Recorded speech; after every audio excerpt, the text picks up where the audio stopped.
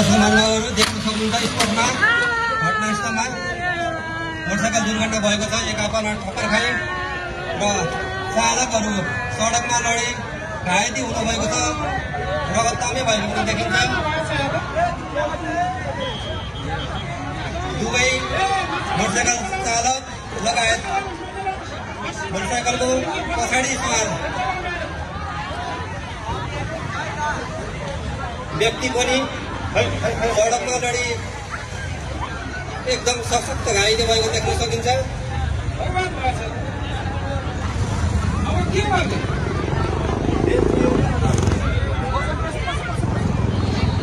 दर्शक महानुभावहरू घटनास्थल वरिपरिका मान्छेहरू उपस्थित हुने क्रम जारी छ। हेलो यहाँ त भयङ्कर दुर्घटना भएछ ल। हेर त अगाडि त्यो एकदम स्पिडमा तीव्र गतिमा आएको थियो नि चिकचाकमा, केही बाइक हो कि क्या हो यो?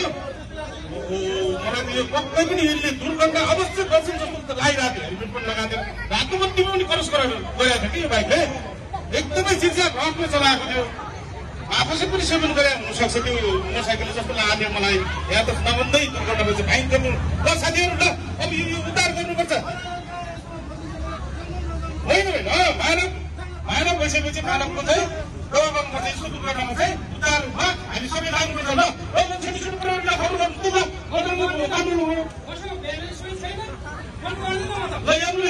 फोन गर्नु सबैको पैसा लाग्दैन होइन, सबैको गर्नु ल। हजुर सबैमा फोन गर्छ। भर्खरै घटनास्थलमा अर्को सवारी साधनको चालकले घटनास्थल नजिकै रोकी जिल्ला ट्राफिक प्रहरी कार्यालय रूपन्देही प्रहरीलाई खबर गर्ने प्रयास गर्दै हुनुहुन्छ।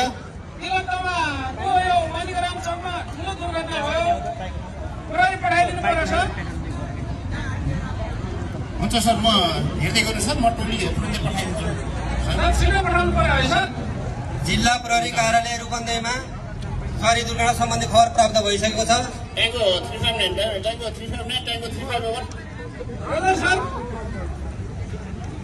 जिल्ला ट्राफिक प्रहरी कार्यालयलाई खबर पुगिसकेको छ।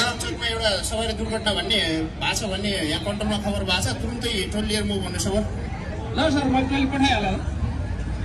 ल होइन साथीहरू ल लागौँ त ल उद्धारको कार्यक्रम लागौँ त।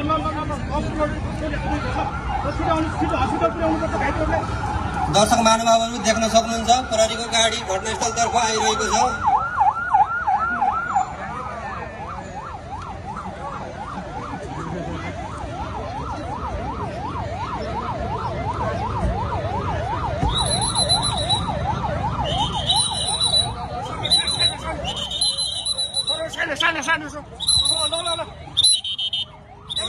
ट्राफिक प्रहरीको संयुक्त टोली घटनास्थलमा पुगिसकेको छ।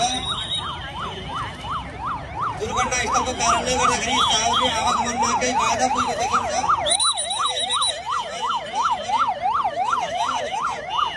भिडभाड भएको देख्न सकिन्छ।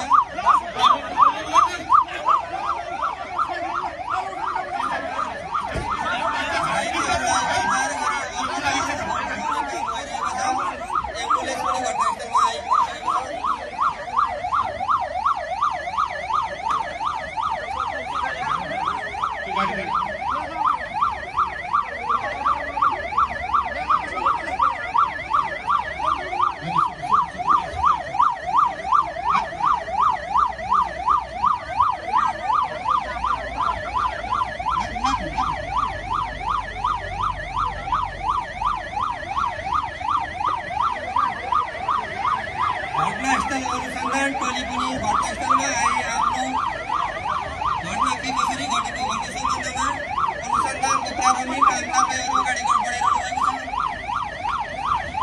सवारी दुर्घटनास्थललाई सुरक्षित गरी सङ्केत राखी घटनास्थललाई सुरक्षित गर्ने काम भइरहेको छ।